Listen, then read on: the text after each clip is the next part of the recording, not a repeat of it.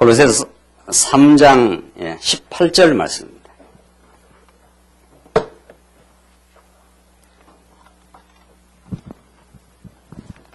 우리 하나님 말씀 골로새서 3장 18절 말씀입니다.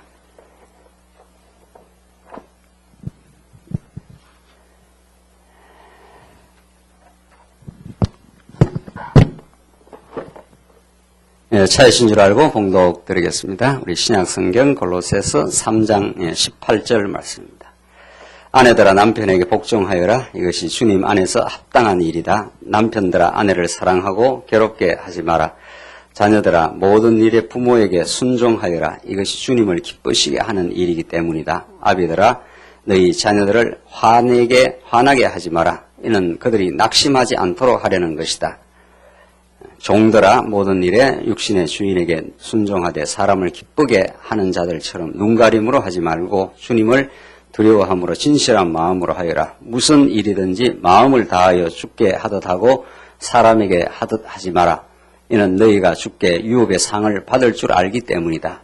너희는 주 예수 주 그리스도를 섬기고 있다. 불의를 행하는 자는 자기의 행위의 대가를 받을 것이다. 주께서는 사람을 외모로 취하지 않으신다. 25절까지 우선 봉독드렸습니다. 우리는 지금 골로새서의 본문을 우리가 계속 읽어 나오고 있지만 우리 실제로 공부하는 것은 그걸 둘러싸고 있는 진리, 생활, 체제의 무장을 통한 복음에 대해서 우리가 지금 상고해 가고 있습니다. 오늘 본문 말씀을 우리가 이해하게 될 때 왜 우리는 그 성경신학적 그 관점 또 더 근본적으로 말하면 하나님께서 우리에게 주신 그 계시적 관점 이제 그렇게 해서 소중한가 하는 것을 우리가 말씀을 대할 때마다 우리가 생각하게 되는데 그것은 우리 하나님의 말씀은 부분에서 나오지 않는다 이런 뜻입니다.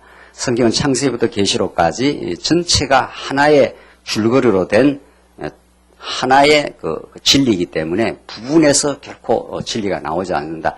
부분에 집중을 하게 될 때 진리를 우리는 깨닫는 것이 아니라 오히려 비진리를 우리는 비진리에 이끌려갈 수밖에 없는 그런 현실이 특별히 오늘 본문 같은 말씀이 더더욱 그러합니다. 그래서 성경에서 부분에서 진리가 나오는 것이 아니라 진리를 어느 부분을 읽더라도 그 부분을 감싸고 있는 전체에서 진리가 나온다. 두 번째, 우리가 진리를 깨달아 간다 하는 것은 어떤 드러난 현상에서 진리가 나오지 않는다 이런 뜻입니다. 드러난 현상, 우리 눈으로 이렇게 보는 이런 오늘 이렇게 보는 현상들이 있지 않습니까? 집에 가면 가정의 현실을 볼 거고, 직장에 가면 주인을 만날 거고, 어떤 상관을 만날 거고, 이런 그 드러난 보이는 현실에서 진리가 나오지 않는다 이런 뜻입니다. 그래서 그러면 진리는 어떻게 우리를 깨닫게 되느냐 하면은 진리의 영이신 성령께서 보이는 현실을 통해서 보이지 않는 그 영적 세계 하나님의 나라 궁극적으로 하나님 그 존재 자체를 우리가 깨달을 때 우리는 진리를 깨닫는다 이렇게 되어 있단 말이죠. 그러니까 우리는 대부분 이렇게 세상 속에 세 속에서 살아가기 때문에 얼마나 많은 그 유혹과 도전 속에 우리가 살기 때문에 시시때때마다 우리는 부분을 통해서 부분을 전체로 착각할 수도 있고 보이는 현실 속에서 뭔가 옳고 그름을 따지려고 하는 그런 것이 우리의 불가피한 우리 죄인된 속성입니다. 그러나 이렇게 하나님께서 우리에게 조용한 시간을 주시고 진리 앞으로 우리를 인도하시면은 부분을 통해서 무엇을 이야기하려고 했던 것이 얼마나 편협적이고 자기중심적이었던가 하는 걸 깨닫게 되고 어떤 그 성경 말씀도 우리 삶의 현실도 부분이 아니라 우리 삶 속에 극심한 고난을 겪는다. 때로는 어떤 형통이 이루어진다. 육신적으로. 그게 진리가 아니잖아요. 극심한 고난이든 형통이 있는 그 전체를 싸잡아서 하나님은 무언가 진리를 가르쳐주고 있는 거죠. 하나님이 어떤 분인가를 가르쳐주고 있는 거니까.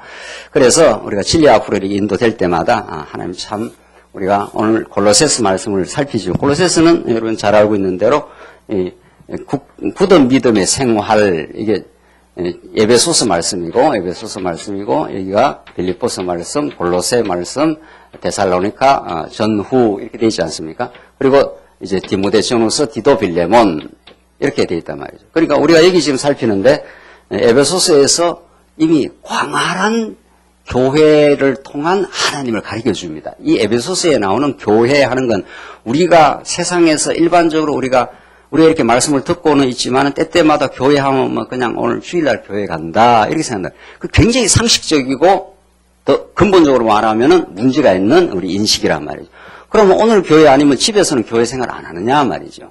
그렇잖아요. 직장에 가면은 우리는 머리 대신 그리스도의 통치 속에 신령한 교회 생활 안 하느냐? 어림도 없는 이야기 아니에요? 우리는 우리의 삶 전체가 교회 생활이라고 신령한 교회 생활. 머리 대신 그리스도의 통치 속에 오늘 교회 다녀와서도 교회 생활 하는 거고 가정에 돌아가서도 사실은 신령한 교회 생활 하는 거니까. 그래서 에베소서는 이 어마어마한 우리가 일반적으로 가지고 있는 교회관을 완전히 불식시켜주고 창세 전 사건으로 끌고 들어가면서 하나님이 그런 그 교회를 이미 세우기로 예정하고 작정하고 예정하시고 예수 그리스도라는 사건을 통해서 하나님의 아들을 십자가에 매달아서 완전히 죽였다가 살려내심으로 우리의 옛자를 완전히 정리해 주시고 새로운 자아의 탄생, 부활의 주를 따라 그리스도의 몸이 되는 이런 이제 놀라운 세계로 우리를 인도하셨다 이런 말 아닙니까? 그리고 성령으로 쾅쾅 도장을 쳐놔서 다시는 우리가 때로는 흔들리기도 하고 세상에서 우리가 고통을 당하기도 하고 때로는 갈등스럽기도 하는 현실을 살아가지만 성령께서 인치셨기 때문에 도장을 쳐놨기 때문에 하나님의 자녀의 신분과 그 특권을 결코 잃어버리지 않는다. 그게 하나님이 교회를 그렇게 인도해 가시는 방식이고 그걸 통해서 하나님의 영광을 지금 드러내고 있다 이런 거예요. 그러니까 이 에베소서에 나오는 우리가 상식적으로 보이는 수준에서 생각했던 그 모든 걸 혁파해버리고 새로운 차원의 그 진리를 우리에게 가르쳐 준 거죠. 그런 진리의 그 깨달음이 생활로 체제로 이어져 나가고 있는 거죠. 그러니까 우리가 지금 생활, 오늘 골로새서 이 본문, 특별히 오늘 골로새서 마지막 부분에 생활에 대한, 실제 생활에 대한 권면의 말씀 아닙니까? 부부 간에, 자녀들 간에, 또 사회생활에서 주인과 종의 관계, 이런 걸 통해서 실제로 어떤 이런 내용을 가르쳐 주시고 있지만, 여기에 매여버리면은 명심보관 듣는 게 더 훨씬 낫다는 거죠. 노는 맹자 듣는 게 훨씬 나아요. 거기는 부부 관계의 이야기를 너무도 자세하게 잘 가르쳐 주잖아요. 얼마나 그걸 세분화시켜가지고 도덕적으로 설명을 해줍니까? 부부는 이렇게 하고, 친구 관계는 이렇게 하고, 자세하게 밝힙니다. 성경에는 뭐 그렇게 자세하게 밝히진 않아요. 부부 간에 존경하고 사랑하라, 자녀 간에 화나게 하지 말고, 이렇게 하라. 뭐 몇 가지 아주 핵심적인, 물론, 말씀이지만, 뭐 그렇게 이야기하는 정도로 마친단 말이죠. 그러니까 여기에 딱 집중을 하면은 이 전체를 지금 다스리는 하나님의 살아계심과 그의 약속대로 성령을 보내시고 지금 당신의 그 하나님의 나라 삶을 이루어 가시는 그 하나님이 이렇게 사라져 버리는 거죠. 여기 딱 집중을 하게 되면 아, 내가 부부 생활 잘 못하는데 이렇게 하라는가 보다. 하란다고 결심해서 됩니까? 하란다고 결심해서 된 적이 있냐 말이죠. 아, 이렇게 살지 말아야지. 이렇게 한다고 집에 가서 오히려 그 결심 안 한다는 더 안 될 때가 더 많더라고요. 그래서 그걸로 뭐 해결되는 게 아니라 뿌리가 여기에 있는 거 아니에요. 뿌리가. 그러니까 진리에 대한 심도 있는 깨달음과 치밀한 공부와 더 근본적으로 성령께서 붙들어 주시는 거 진리가 없이 어떻게 삶의 혁명이 일어나겠느냐는 거죠. 진리 자체가 혁명적이에요. 세상에서 들을 수 없는 그런 거 아니에요. 세상에서. 이 진리를 어떻게 세상에서 듣겠어요. 신문 나부랭이, 책 나부랭이에서 이런 말씀이 나오겠냐 말이죠. 그렇잖아요. 온통 세상은 경쟁하고 보이는 것에 치중되어 있고 서로 갈등하고 문창극 사태로 지금도 계속 문제가 일어나고 있고 뭐 그런 것뿐이에요. 세상은 위에 하늘의 음성과 그 놀라운 신령한 세계와 하나님 나라에 대한 그런 소식이 없단 말이죠. 그러니까 이 진리 자체가 얼마나 혁명적이기 때문에 생활도 전에 우리가 그냥 생활하던 거에다가 조금 교회에 가서 열심 내고 좀 뭐 연보할 때 연보하고 이런 정도 신앙생활이라면은 신앙생활을 곡해도 한참 곡해한 거죠. 전에 우리가 진리를 몰랐을 때 비진리 가운데 진리를 몰랐을 때가 있었고 진리 몰랐을 때의 생활이 있었고 진리 몰랐을 때의 모dom살이 체제라는 게 모dom살이에요. 엮여 살아가는 방식이란 말이죠. 이것과 이거는 무슨 뭐 어떤 접촉점이 없어요. 완전히 새로워진 거니까. 예수 그리스도 안에서 그리스도의 지체가 되어 머리 대신 그리스도의 우리가 지체가 된 거니까 완전히 그의 통치 속에 주인이 바뀐 거예요. 전에는 내가 주인 아니었어요. 내가 잘났고, 내가 판단하고, 내가 못났을 때는 자책감 가지고, 내가 세상에서 좀 잘 나가면은 아주 우월감을 가지고, 그런 허망한 죄악으로 똘똘 뭉쳐진 자아를 십자가에서 폭파시켜버리고, 완전히 부활의 사람으로 새로운 생활, 혁명적으로 바뀐 생활이 나와요. 그게 우리 골로새서 앞에서 쭉 밝혀 나가지 않았어요? 그런 말씀을 심도 있게 신령하게 깨닫지 못하면 그냥 옛날 우리 예수 믿기 전에 생활하는 데다가 약간 그냥 교회 생활 좀 나와서 한다 이렇게 된단 말이죠. 내가 그래도 연보는 좀 해, 봉사 좀 하고 있어, 이런 자아식을 가지고 신앙생활을 한다는 건 정말 슬픈 일이고 불행한 사태인 거죠. 그게 아니고 전에 진리를 몰랐을 때 하나님도 모르고 자기도 모르고 왜 사는지도 몰랐지 않았어요. 그런 우리 인생들에게 진리 대신 예수 그리스도를 통해서 하나님을 가르쳐주고, 창세에서는 어마어마한 하나님의 계획을 가르쳐주고, 그가 우리의 죄를 온통 걸머지고 십자가에서 온전히 해체됨으로 우리의 옛 자아와 옛 가치관을 완전히 해체시켜버리고 새로운 삶으로 우리를 인도하고 계셔요. 그렇잖아요. 그게 굳은 믿음의 생활, 빌립보서에는 복음에 합당한 생활, 복음에 합당한 생활이라는 게 이제 한 몸을 이루어 한 뜻으로 살아가고, 이제 복음을 위해서 핍박받는 걸 두려워하지 마. 진리를 깨달아가면 당연히 핍박 오는 거야. 담대하게 전진해. 이게 복음에 합당한 생활이에요. 복음의 굳은 믿음의 생활이라는 것은, 그러니까 굳은 믿음의 생활이라는 것은 복음을 복음답게 깊이 깨닫지 못하면 굳지 않다 이런 뜻입니다. 그렇잖아요? 자꾸 흔들린다는 거예요. 왜 우리 인생이 흔들리는가 하면 자기 중심이니까 흔들려요. 자기 중심이 사람은 언제나 흔들려요. 상황에 따라서. 어떤 게 내한테 유익일까를 늘 판단하기 때문에. 그 유익적으로 자꾸 마음이 흔들려 가는 거죠. 그렇잖아요? 사람 만나는 거 그래요. 내한테 세속적으로 유익 있는 사람 쪽으로 만났다가 내한테 유익이 없으면 또 제꼈다가 계속 그렇게 하니까. 그 사람은 언제나 부평처처럼 움직여져 갑니다. 예. 그 뿌리가 없는 인생인 거죠. 그렇게 된단 말이에요. 그런데 진리를 깨닫게 한다, 예수 그리스도를 우리의 머리로 주신다 하면은 굳은 믿음의 생활이 나오는 거죠. 그러니까 예수 그리스도의 깊이 뿌리를 내려라. 골로새서에 나오잖아요. 그러니까 성령께서 예수 그리스도의 깊이 뿌리를 내리면 우리 삶이 어떻게 됩니까? 부평소처럼 흔들리지 않아요. 내한테 세속적으로 좀 유익한 사람을 만나도 뭐 하나님의 사람이 뭐 그렇다고. 내한테 좀 손해를 끼치는 어려움을 주는 사람도 그 사람을 통해서 하나님께서 나를 또 나되게 하시네.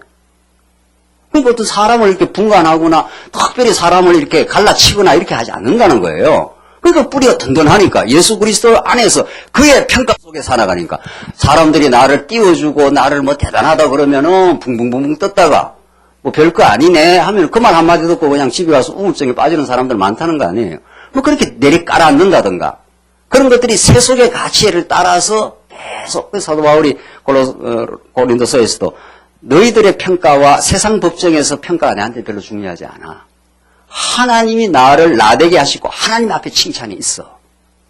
그러니까 예수 그리스도 중심으로 그렇게 살아가는 사람은 굳은 믿음이 생활이 나와요. 뭐 그렇게 흔들릴 이유가 없는 거예요. 세상이 나를 띄우든 세상이 나를 깔아앉히든 저평가를 하든 고평가를 하든 그게 내하고 무슨 상관이 있어. 그건 그들끼리의 게임이야. 나는 하나님 앞에 살아가는 인생이야. 하나님이 나를 최고의 인생으로, 하나님 나를 복되고 놀라운 인생으로 이미 작정하고 예정해 놓았어. 예수 그리스도 안에서 내가 천하보다 더 귀한 인생이야. 그게 하나님 나를 평가해 주는 기준 아니겠어요? 그러니까 얼마나 굳은 믿음이 되겠어요. 그렇죠? 골로새서는 에베소서를 재반복하다시피 예수 그리스도는 만물의 주인이고 교회의 머리야. 그리스도의 머리에 달려있으니까 머리에 의해서 너희가 다 가시평가가 되는 거야. 그렇잖아요? 그렇게 해서 굳은 믿음의 생활이 나와요. 그리고 마지막에 데살로니가서에서 거룩한 생활 나온단 말이죠. 거룩한 생활의 반대가 아주 지극히 세속적 생활, 하늘의 가치로 사는 사람이 아니고 땅의 가치로 살았던 옛자아들, 이걸 십자가로 다 하나님께서 다 도말시켜버리고 우리 새로운 자의 탄생으로 그리스도의 지체가 되어 그렇게 살아가도록 거룩을 추구하도록. 거룩이라는 건 감사하고 감격하고 항상 기뻐하고 말이죠. 그러니까 내가 겉으로 볼 때는 슬픈 자 같으나 그리스도 안에서 항상 기뻐하고, 사도 바울이 고린도서에서 그렇게 말하지 않아요? 그건 세상이 주는 그 기쁨과는 전혀 다른 차원의 기쁨을 거룩으로부터, 거룩하신 하나님으로부터 공급받고 은혜 속에 있기 때문에 그런 거죠. 그게 신앙생활이에요. 자, 그렇게 점점 돼가고 있는 성도들이 체제를 이루면은 그렇게 그런 성장, 그런 내면의 신앙의 성장을 구가해 가는 사람들이 체제를 이루게 될 때 진정한 의미에서 사랑을 하고 성도들을 섬기게 되겠지요. 그렇지 않겠네? 그러니까 집안에서도 할아버지가 제일 많이 섬기잖아요. 오랜 세월 살고 아버지가 그래도 많이 세상에서 살아보고 성장을 했기 때문에 자녀들한테 아낌없이 섬기고 사랑한단 말이에요. 그러니까 체제 무장에 와서는 우리가 체제 개혁 지금 하고 있잖아요. 체제 무장에 당해서는 이렇게 진리를 진리답게 깨닫고, 제가 중요한 건 진리를 진리답게 깨닫는 거예요. 그냥 이렇게 슬쩍슬쩍 깨닫는 게 아니고, 이거는 진리는 우리의 인생의 근본적 가치관의 변혁이야. 그래서 내 삶이 전혀 다른 세계관으로 바뀌어서, 가치관으로 바뀌어서, 이걸 경험하고 이걸 내면에서 누려가는 사람들은 체제 속에 들어오면 이렇게 섬기게 돼 있어요. 성도들 윽박을 지르거나 뭐 이렇게 강요를 하고 그러지 않아요. 왜냐하면 자기가 얼마나 하나님의 사랑을 받은 인생인 줄 아니, 다른 지체들도 얼마나 하나님의 사랑을 받는 지체인데 그 지체를 이렇게 강요하거나 이렇게 해라 저렇게 하라 하겠냐 말이죠. 그러니까 권면하고 사랑에 권면하고 오히려 성도를 위해서 수고하고 희생할 수도 있고 그렇게 되는 거죠. 그렇잖아요. 그게 우리 교회 생활, 그게 든든하고 성숙한 교회 생활이란 말이죠. 자, 우리 다음 시간까지 골로새서 이제 거의 끝나게 되면은 우리가 다른 좀 과목을 이제 할 계획이에요. 그래서 지금 우리가 진리 생활 체제 이렇게 돼 있는데 정확하게 우리가 이해를 하셔야 되는데 이게 한 덩어리로 돌아가고 있습니다. 진리를 진리답게 깨닫지 못한 한 절대 삶의 변혁은 일어나지 않는다. 이 성령이 하시는 일이에요. 성령께서 우리를 진리를 진리답게 정말 놀랍고 아름다운 진리를 깨달을 때라야 생활의 변혁이 일어납니다. 전혀 새로운 가치관으로 무장이 되게 돼 있고 그럴 때라야 체제 속에 그런 성도가 체제 속에 들어가게 될 때 체제를 너무도 아름답고 복되게 그렇게 운영할 수 있고 그렇게 그걸 통해서 하나님께 영광을 돌리는 거죠. 자, 오늘 본문 말씀 보시면은 오늘 아내들아 남편들아 복종하여라 이렇게 아내들 남편에게 복종하여라 그 18절 성도 생활의 마지막 그 구체적인 실제를 가르쳐 주잖아요.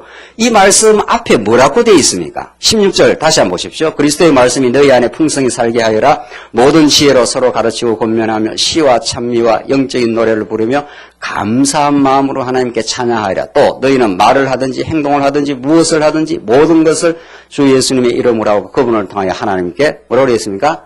감사해라.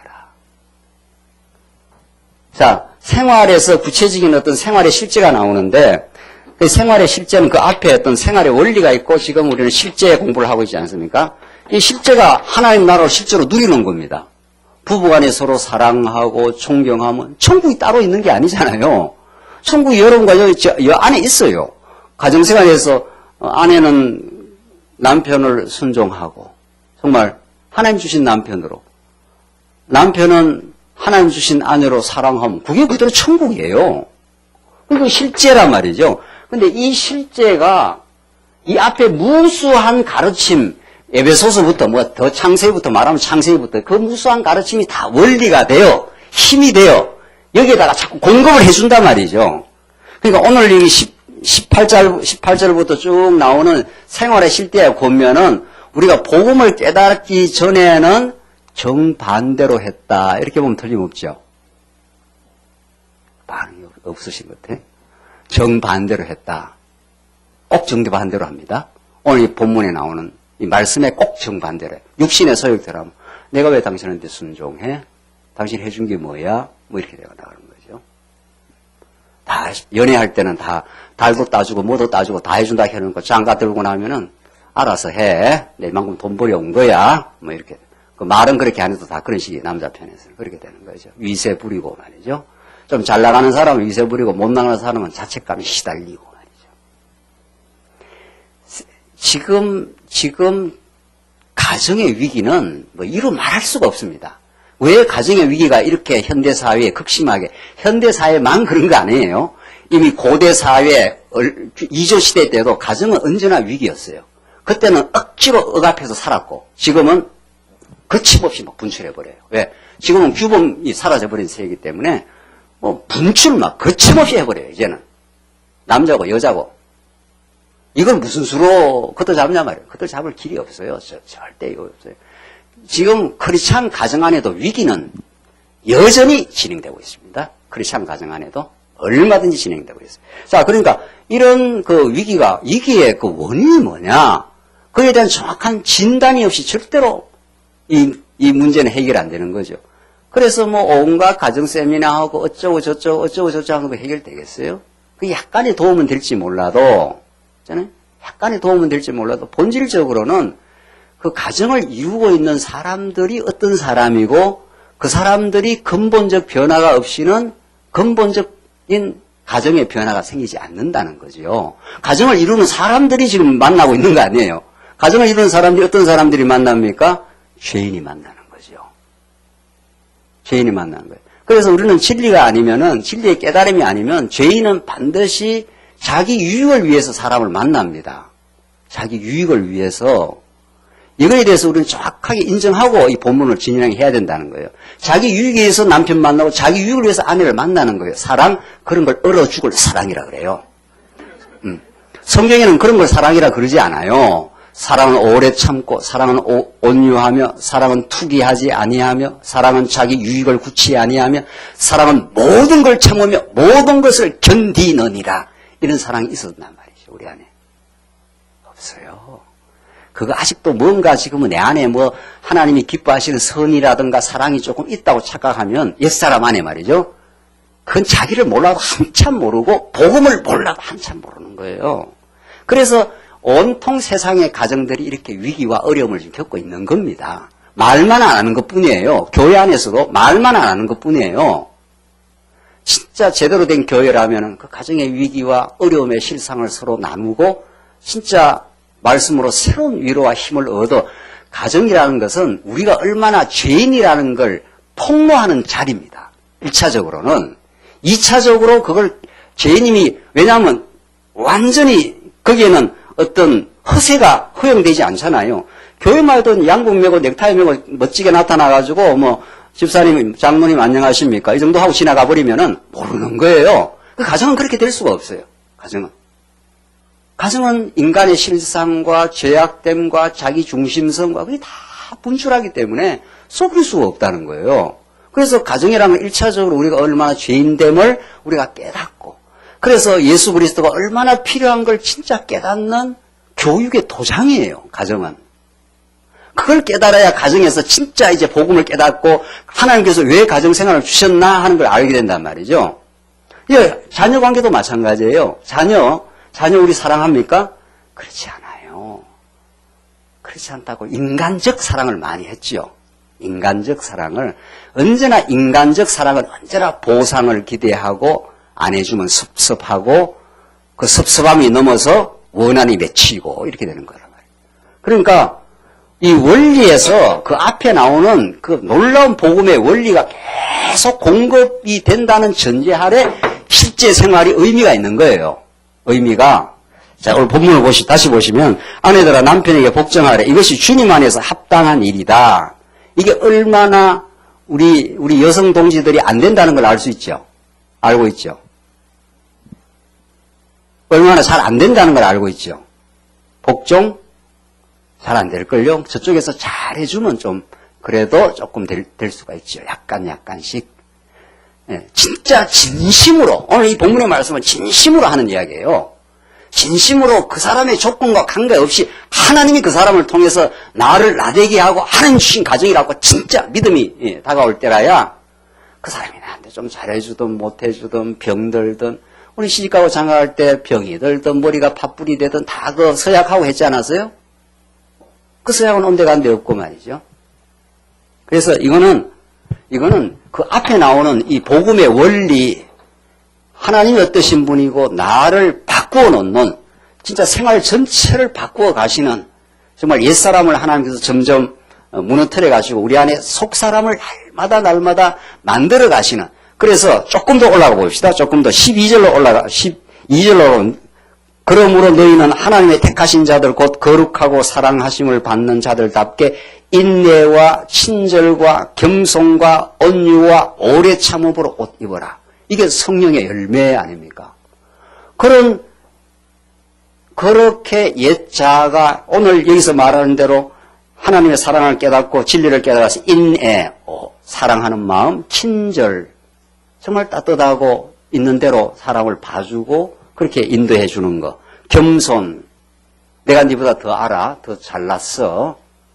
하면 얼마나 했어. 이런 것들이 전부 다 비소, 조롱이 우리 마음속에 과거에 가득 차 있었습니다. 그런 것들이 자꾸 삭제되고 사라지면서 내 마음에 평강과 감사와 온유와 오래 참음이 정말 생겨나면 남편에 대해서 주님이 계시고 남편이 있고 아내가 있고 여기에 부모가 있고 자녀가 있고 여기 주인이 있고 회사에서 여기 종이 있잖아요. 이게 이 사람의 이 사람의 가치와 행동 여하에 따라서 움직이는 게 아니라 이분의 베풀어 주신 은혜와 감격과 진리를 따라서 이분을 만나게 한 하나님의 뜻을 따라서 행하게 되는 거죠. 아, 하나님 이 남편을 통해서 그리스도의 마음을 경험하게 하고 교회가 무엇인가를 깨닫게 하려고 진리를 깨닫게 하려고 이 가정을 주셨구나. 이렇게 그 진리의 공급이 든든하고 확고해지고 마음의 온유와 오래 참음과 기쁨이 진짜 기쁨을 누리게 될 때 남편에 대해서 그런 농도만큼 되어지는 거죠. 그래서 남자는 아내가 순종할 때 가장 힘을 얻는다고 합니다. 최고의 힘을 얻어요. 그래서 진짜 아내가 신앙하는 마음으로 살아가게 될 때 남편이 사회적 지위와 어떤 조건과 어떤 거와 관계없이 최고의 남자는 그 자존감과 새로운 힘을 얻는단 말이죠. 그러니까 세상이 두렵질 않는 거죠. 한 여자로부터 진정한 의미에서 자원하는 순종을 얻었기 때문에 그때 남자의 그 정체성이라는 건 이루 말할 수 있는 힘이 솟는단 말이에요. 회사에서 어떤 비소를 겪고 어려움을 겪고 해도 내가 한 여자로부터 진심 어린 정말 순종을 내가 경험하고 내가 존중을 받았다. 이건 뭐 무서운 힘입니다. 그래서 남자는 두려울 게 없어요. 그때부터는. 그게 신앙이 주는 힘입니다. 신앙이 주는. 거꾸로 말하면 아내는 남편의 사랑을 경험할 때 무엇을 경험해도 상관없단 말이죠. 가난해서 찢어지게 가난해도 상관없고 병들어도 상관없고 남편이 아무리 장애인이고 병들었어도 아내를 진심으로 사랑하는 그것을 한번 아내가 느끼면 상관없다는 거예요. 내가 천하를 얻는 것보다 더 귀해. 이렇게 된다는 거예요. 그게 예수 그리스도가 교회를 바라보는 시각이에요. 예수 그리스도가. 그러니까 예수 그리스도는 여러분과 저를 진심으로 사랑하거든요. 진심으로. 우리의 조건하고 상관없이. 그러니까 아내와 남편 간에 그런 약간 그리스도의 마음을 살아가면서 느낄 때 그 남편으로 행복한 게 아니라 남편으로 행복하겠지만 더 근본적으로는 진짜 우리 신랑 남편 대신 예수 그리스도를 깨닫게 됨으로 진짜 복음을 깨닫는 거죠. 그 가정은 그런 곳이에요. 가정은 그런 곳이에요. 복음을 깨닫지 않을 때는 전부 일종의 이해관계예요. 부부관계처럼 이해관계가 첨예한 곳이 없습니다. 잘해줘 봐 이렇게 되는 거죠. 부부관계처럼 이해관계가 첨예한 곳이 없어요. 그래서 이 한국 사회에 이렇게 가정이 위기를 지금 경험하고 있는 거란 말이에요. 해결 안 돼요. 복음이 아니면. 자, 그래서 지금 우리가 요컨대 지금 우리가 깨달아가고 있는 것은 실제를 지금 공부하지 않습니까?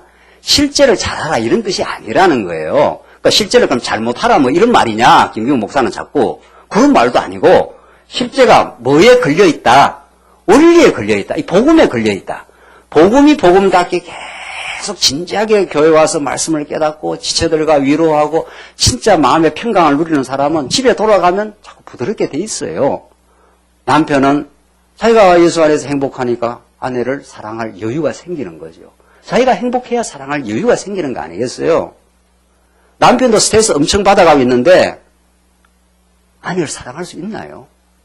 우리 남성 동지들 밖에서 엄청나게 스트레스 받았는데 위로를 받고 싶지 집에 가서 사랑할 여유가 없는 거예요. 그래서 서로 여유 없는 사람들끼리 만나면 갈등이 생기는 거 아니겠어요? 그래서 아내든 남편이든 하나님이 긍휼을 베풀어서 남편도 주로부터 위로와 세임과 하늘의 말씀의 공급이 떨어지고 또 아내도 그렇게 떨어질 때 나타나는 아름다운 열매일 뿐입니다. 이 열매는 뿌리가 만들어내는 것이 절대로 열매가 열매를 만들어내지 못해요, 우리가. 그래서 이 말씀을 그렇게 이해하는 게 정확합니다. 그래서 19절 남편들아 아내를 사랑하고 괴롭게 하지 마라. 누가 괴롭히려고 괴롭힙니까? 아내를 괴롭히려고 작심한 그 남편들이 있습니까? 자기가 힘들고 괴로우니까. 그렇습니다. 자기가 지금 엄청난 스트레스와 어려움을 겪고 있으니까. 그러니까 조금만 자기 마음에 안 들어도 이걸 트집을 잡기 시작하는 거죠. 그래서 요는 얼마나 이전에 이 십제를 잘하기 위해서는 이게 잘 되게 돼 있는데 점점 복음 안에 있으면 그게 하루아침에 되는 것도 아니고요. 결국 부부는 평생 그 과정을 거치면서 익어가고 영걸어져 가고 정말 하나님을 배워가는 그런 과정을 평생 겪게 돼 있습니다. 그래서 사실은 우리가 젊은 날 이것도 저것도 모르고 부부간에 결혼해서 살다가 애 놓고 실수해보고 이렇게 하면서 점점 나이 들어가면서 이렇게 부부관계라는 게 이런 거구나. 이렇게 그리스도의 놀라운 복음을 깨달아가는 거구나. 가정생활 속에서 얼마나 죄인됨을 깨닫고 정말 하나님의 은혜가 아니면은 우리는 화목할 수 없는 존재들이었구나. 이걸 깊이 깨닫는 관계입니다. 자녀들아, 20절. 자녀들아, 모든 일에 부모에게 순종하여라. 잘 그렇게 합니까? 자녀들아, 모든 일에 부모에게 순종하느냐 말이죠. 안 하는 게 정상이에요. 자녀들 커나갈 때는. 그러다가 점점 부모의 무조건적 사랑에 의해서 철들어가는 게 자녀 아니겠어요? 그러니까 오늘 이 본문의 말씀을 딱 앞뒤 맥락을 다 끊어버리고 야 애들 불러놓고 말이야 자녀 교육시킨다고 치고 성경에 이런 말이 있어. 부모에게 모든 일에 순종해. 되겠어요 그게? 여러분들 다 자녀 키워봐서 그거 알지 않아요? 어릴 때는 아예 철이 없고 아예 동서남북을 모르고 좀 크면서 이게 이제 자기 주장이 생겨나기 시작하고 엄마 아빠가 뭐 해줬어? 이렇게 사춘기 때 반발도 하고 그런 세월을 홍역을 치르다가 세월이 지나가면서 엄마 아빠가 날 많이 사랑하네. 참 많이 수고하고 힘드셨네. 그때부터 철이 들고. 그건 철변 정도지. 지도 장가고 시집가서 지 같은 놈 한번 나가 키워봐야죠. 네.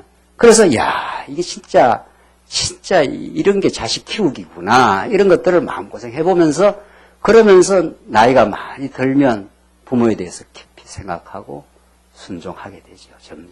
점점 그 농도차가 있을 뿐이지. 오늘 이 본문의 말씀을 단마디를 딱 떼내가지고 무슨 도덕 규범인 것처럼 왜 순종 안 해? 아버지가 안 해준 게 많아. 행준 게 얼마나 많은데. 이런 말하고는 아무 상관없다는 거예요. 그러니까 결국은 이 자녀들도 이제 부모를 통해서 하나님을 배우게 돼 있는데, 보십시오. 이것이 주님을 기쁘시게 하는 일이기 때문이다. 그리고 21절 아비들아 너희 자녀들을 화나게 하지 마라. 이는 그들이 낙심하지 않도록 하는 것이다. 이렇게 해서 왜 이게 자녀들을 먼저 이야기를 해놨겠어요? 우리가 보통 일반적으로 볼 때는 아비들아 이렇게 나오고 아비의 어떤 사랑과 권면과 이해 속에 자녀가 순종을 만들어낼 것 같지 않아요? 순서가 그렇게 안 돼 있어요. 아내가 또 먼저 나와 있지 않았어요? 이 중요한 순서입니다. 이게 왜냐하면은 아내, 자녀 이게 여러분과 저의 기본적인 본질입니다. 그래서 이게 먼저 나와요. 먼저. 여러분과 저가 다 하나님의 자녀 아니겠어요? 그럼 모든 일에 우리 하나님께 이제 점점 순종의 삶으로 가지 않아요? 그래서 우리에게 먼저 그 책무와 임무를 먼저 가르쳐주고, 그 다음에 아비의 일을 이제 가르쳐준단 말이죠. 그래서 아비들아, 너희 자녀들을 화나게 하지 마라. 또 화나게 하지 마라는 것은 격동을 시키지 말고 자녀를 이렇게 안정되게 해주라는 거예요. 그냥 든든한 사랑의 울타리가 되어주므로 애가 처음에는 불안정하고 사춘기 때 반발도 하고 이렇게 저렇게 헤매다가도 그래서 부모가 든든한 울타리를 든든하게 오랜 세월 그렇게 하다 보면은 그 자녀가 부모의 든든한 울타리 속에서 가장 정서적 안정을 얻는다는 거 아닙니까? 세상에서 어떤 어려움을 경험해도 집에 돌아가서 부모님이 서로 사랑하며 신앙생활하며 안정되게 살아가는 걸 보는 것처럼 자녀에게 마음의 평안과 안정이 없는 거죠. 그러니까 이게 화가 안 난단 말이에요. 사람이 화가 나면 이성이 마비가 되고 그때부터 판단력을 잃지 않아요. 그렇잖아요. 그러니까 부모가 욕심으로 자녀를 자꾸 강요하고 자꾸 자기 욕심으로 끌어가기 시작하면 애는 어릴 때는 끌려가지만 그것이 잠재의식 속에 엄청난 분노로 자리 잡게 된다. 그게 나중에 폭발을 한다는 거예요. 나중에. 그래서 사랑으로 이끌지 않는 어떤 교육도 언제나 부작용을 다음에 낳게 되고 그 대가를 치르게 되어 있습니다. 그 대가를 치르면서는 또 깨닫게 되어 있는 거죠. 그러니까 부모도 성장해 가는 겁니다. 자녀 교육을 같이 자녀하고 성장해 가면서, 하하, 내 욕심대로 애를 많이 끌었구나. 그럼 반드시 언젠가는 한도가 차고 분노가 터져나오게 되는 거죠.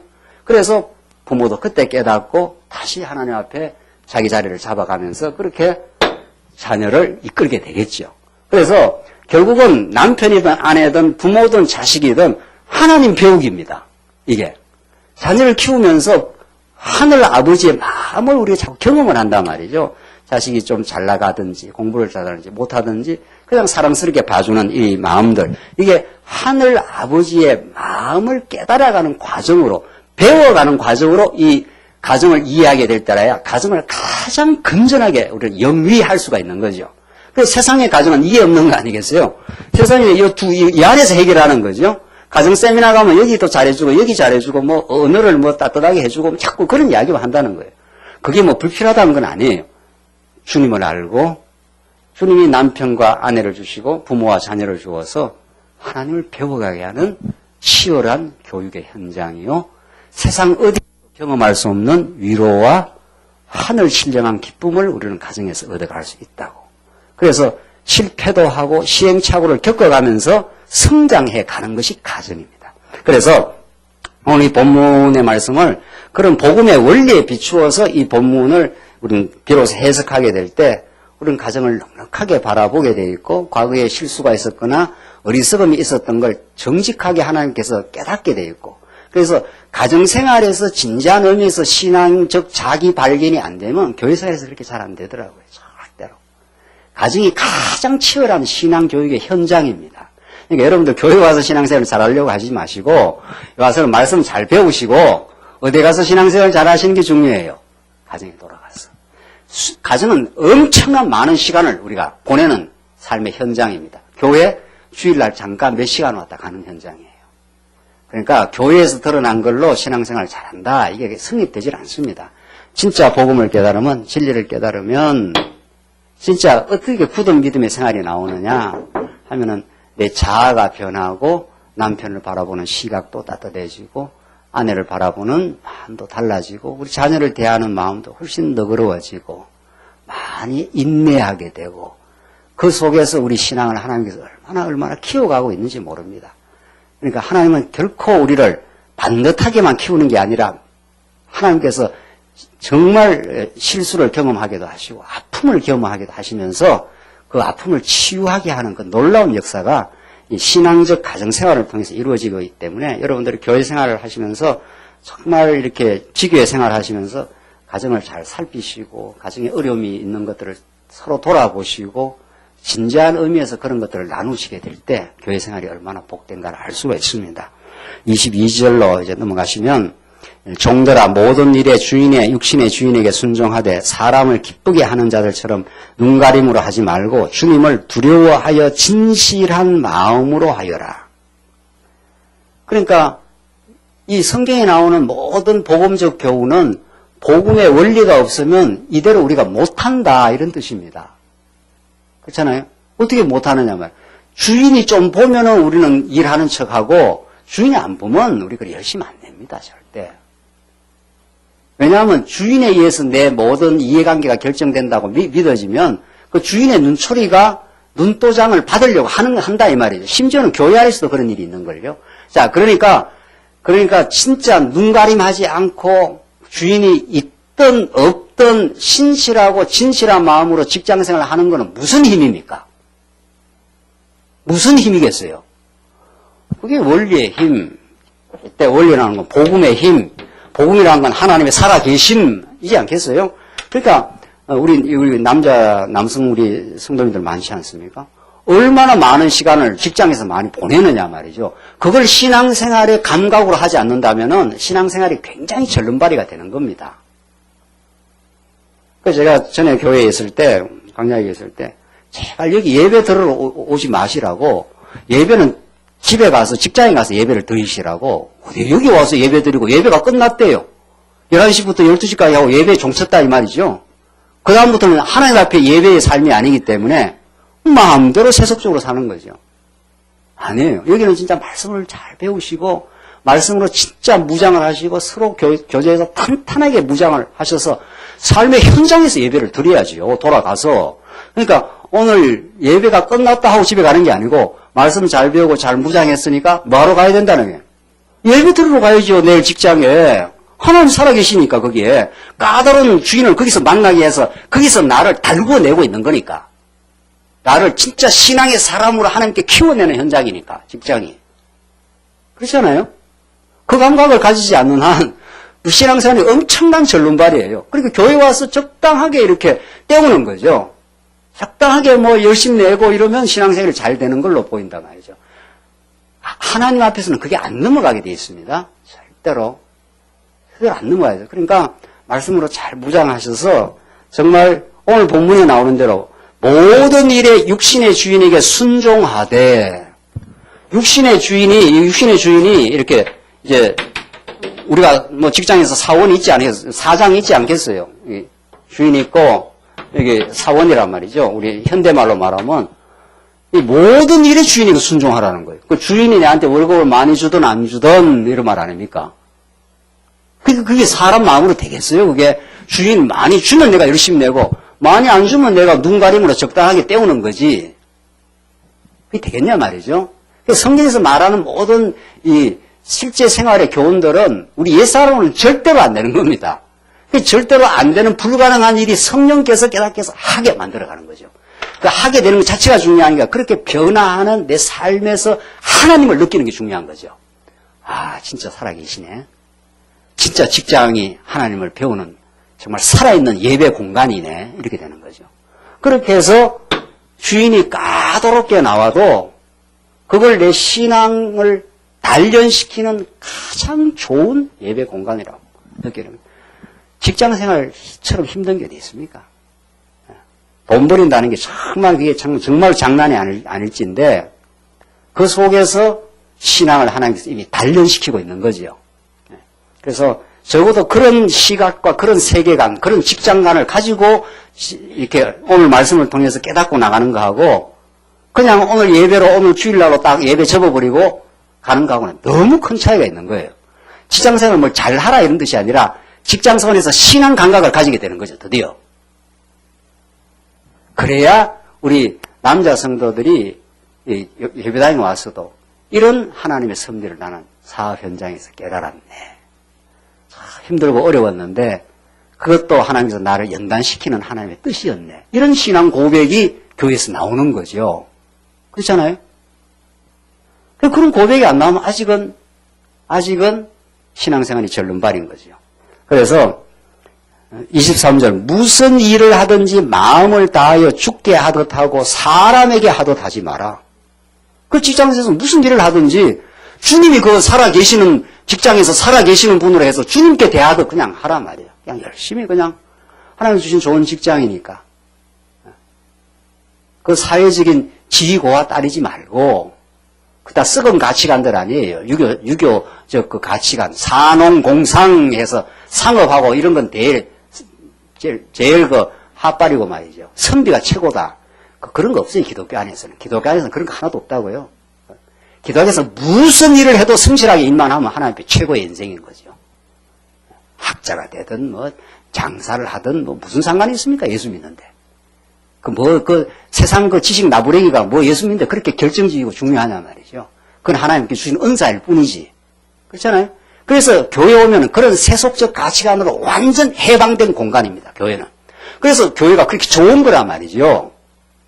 교회가 그런 썩은 사회적 세속적 가치관이 교회에 들어온 걸 침투를 막는 거, 그게 세속주의를 막는 거란 말이죠.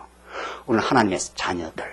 그게 에베소서부터 그렇게 말하고 있잖아요. 창세전에 하나님의 자녀를 딱 불렀는데 이 세상에서 뭐 조금 더 배우고 못 배우고 뭐가 대단하냐 말이죠. 세상이 조금 더 가지고 안 가지고 무슨 그게 우리 인격과 신앙 인격을 가늠하는 기준이 될 수 있느냐는 거예요. 도대체. 이 한국교회의 썩은 세속적 가치관들을 그걸 쳐내는 게 우리 말씀운동의 역사예요. 진짜 말씀을 진짜 깨달아가고 있다면. 그래서 우리가 진지하게 성도들을 사랑하고 사람들 가리지 말고 그렇잖아요. 누구하고라도 하나님의 귀한 백성이죠. 우리 지교회 성도들 좀 가난한 사람도 있고 부유한 사람도 있고 좀 배운 사람도 있고 못 배운 사람도 있잖아요. 우리 장로님들이 성도님들을 치리하고 돌아볼 때 말이죠. 그게 무슨 상관입니까 그게? 그런 세속적 가치관들이. 그러니까 사람에게 하지 마. 하나님의 영광을 누리는 하나님의 자녀이기 때문에 그렇게 직장생활을 한 그렇게 신앙으로 단련된 사람들이 점점 뭐가 되는 겁니까? 지금 진리, 그 다음에 뭡니까? 생활, 그 다음에 뭐예요? 체제, 이렇게 전진하는 거 아니겠어요? 하나님이 체제 무장이 간단하지 않습니다. 체제개혁 간단하지 않는 말씀이에요. 그게 체제개혁이 되기 위해서는 이미 얼마나 우리가 심도 있는 말씀을 날마다 공급받고 날마다 깨닫고 진리에 감격하여 나가느냐, 그리고 자기 삶에 그런 그리스도 중심적 변화가 생기고 있느냐가 더 우리가 묻어야 될 것이에요. 그러면 당연히 아름다운 체제 무장, 체제 개혁이 이루어가겠죠. 그거는. 그렇잖아요. 여러분들 교회가 얼마나 빈곤하고 취약한 조직인 줄 아십니까? 진리가 없으면 교회처럼 세속보다 더 차별과 그게 많은 것이 교회예요. 저도 제가 알고 있는 한은 그래요. 교회처럼 계층이 더 강하다고요. 세상은 그렇게 강하지 않아요. 이해관계로 만났다 헤어져 버리면 끝나는 거니까. 그래서 우리가 정말 진리에 정말 순수하게 깨달아가면서 하나님의 사람으로 성장해 가는 거. 그러니까 하나님 평생 우리를 성장시킵니다. 신앙생활하는 거 날마다 이렇게 성장시켜 간다는 거예요. 진리에 의해서.